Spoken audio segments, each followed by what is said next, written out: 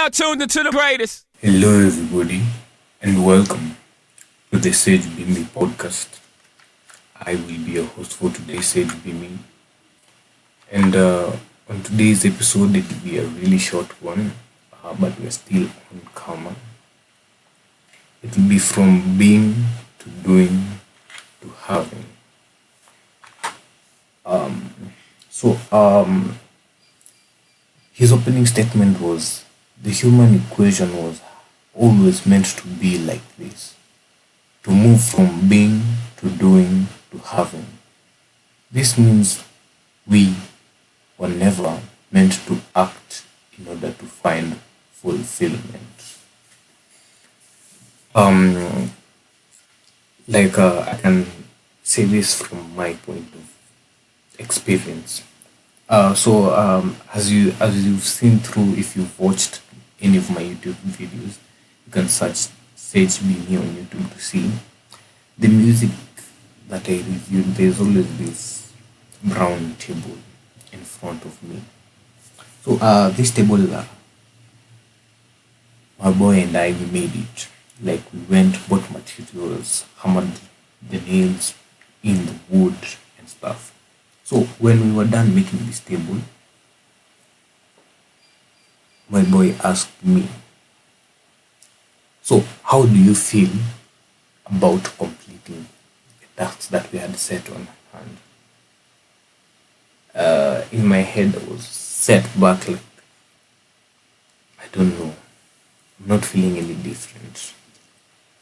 Like I had a train of thought in that line, like I've done it, so that was basically my train of thought. Then for him, he told me when I do something, I usually feel like a sense of accomplishment that I did A, B, C, D, everything. But for me, at that specific time, I was actually feeling nothing. But the process of making the table, I can say it was something different. I felt anxious, I felt challenged, I felt like I was fully immersed in like doing it. We got to a point that we were hitting nails on the wood and the wood is totally hard and we were like, so how are we going to get this wood inside? Because we were hitting it and some nails were folding and we were like, are we really going to complete this stuff today? So from being to doing to having, like this is from Sadhguru is basically talking about the fulfillment is seen from an inner condition, not from an outward. You're not doing something so that you can be something or have something. You're being it first, then you're being first, then doing, you'll have it later. It could not be pursued externally. It always happens internally. The fulfillment comes first. It is not acquired. That's what he says. If you want to celebrate your inner completeness, you shouldn't pursue it. Like, if you want happiness, don't chase after happiness, be happy. Then you'll celebrate the happiness within you. But he goes ahead and says most people do in order to be. They act because they feel incomplete. Their action is promoted by a desire to acquire something or to enhance their identity in some way. He says like this is like old hunters and gatherers impulse that's within us human beings. Can't get away from it.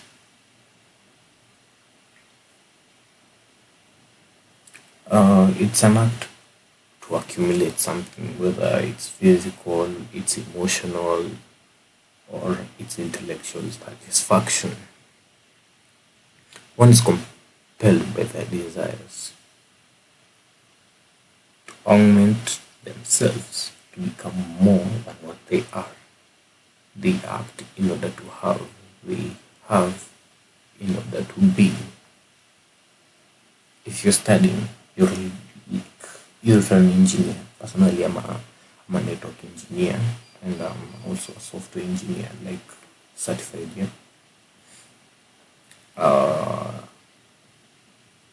I am not a software engineer. I haven't made softwares. I'm putting quotes when I say I'm not a software engineer, because I don't build softwares on a regular basis, and I don't work with networks on a regular basis, maybe once or twice when I'm troubleshooting stuff here. Like, whatever you're doing, if you're doing this in order to be, it is tragic. That's what the author thought. Most people have already determined what they want to have, and this invariably they have to acquire something in order to be what they want. He talks about people who want fame, they write a book, they act movies. He talks about the labels that people identify themselves with. He talks about the status of a sportsman, a politician, or a businessman.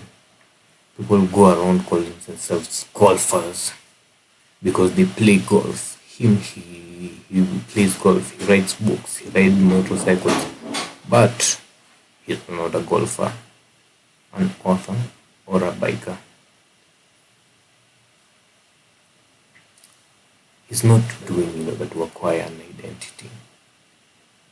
The way he is untouched by what he does. He is not a yogi because he teaches yoga. It is not his activities that make him a yogi. It is his being that makes him a yogi.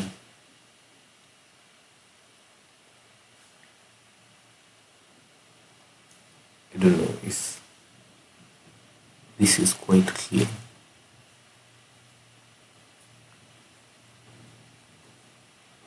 When you live like this, like you are, it just comes out. I think I said it in the previous podcast. It just expresses itself in its own way. Like, it's like when you spread yourself cologne, the cologne just, the fragrance is out there. People can just smell that this person smells nice. It comes out involuntarily. So very young people go to him, like their contemporary. Like, I can go to Sadhguru and be like his close friend. They call him Sadhguru. Not by like a distant reference, but from a familiarity or affection. It's like calling a friend. Your friend is called Julian. You're like, Julian, hey, how you doing? Yeah.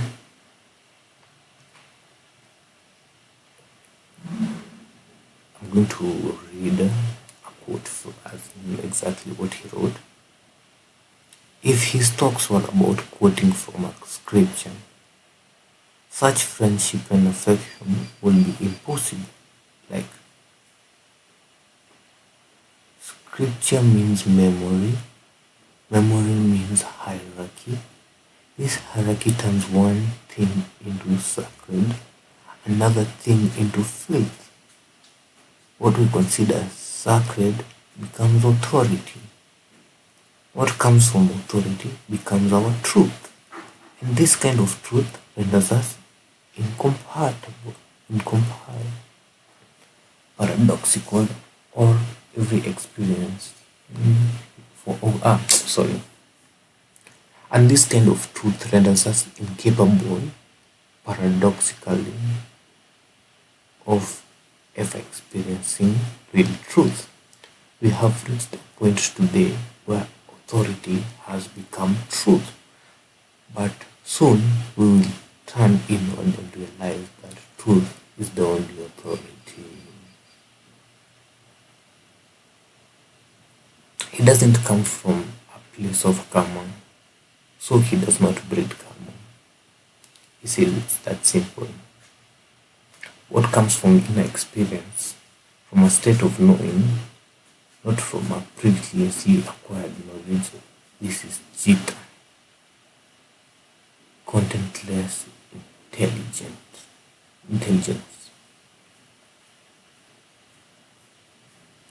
You try to acquire and freeze memory in order to acquire identity. You're trying, therefore do in order to be. But neither your identity nor memory is essentially about you. I'm just going to finish up because I think there is actually something heavy ahead. Think about it. When you're sitting in a case, drinking cappuccino, you can enjoy your $4 worth of coffee. Whether you have $10 billion in the bank is irrelevant. The money exists in your memory. To carry memory around in your memory, to carry money around in your memory means you are a creature of the past.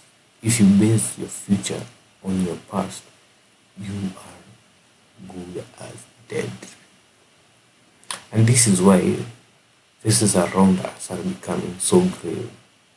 The grave is after all the above of the past, and this is karma, a habit of the past. Your accountable karma, your actionable karma in the future ensures that your future is exactly like your past. When nothing new happens to you, it is time to rest in peace. Dead. So basically in this is talking about you have to be. After you be, then you do. After you do, then you have. I'll take a good example. Let's think of it like this. How is the best way I can say this? When you have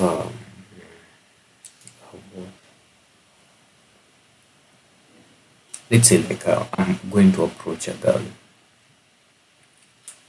If within me I am like, this girl, she's comfortable with me, she likes me, as in my being already, she likes me, yeah? So since I already understand and know that she likes me, I'll act in a manner that she likes me. And in the end, maybe she will like me. She might not like me, but the results will be shown after. Yeah. So this was basically short. That's basically the whole video. That's basically the whole podcast for today. Make sure you practice something that is right with you. And welcome to the Sage Be Me podcast.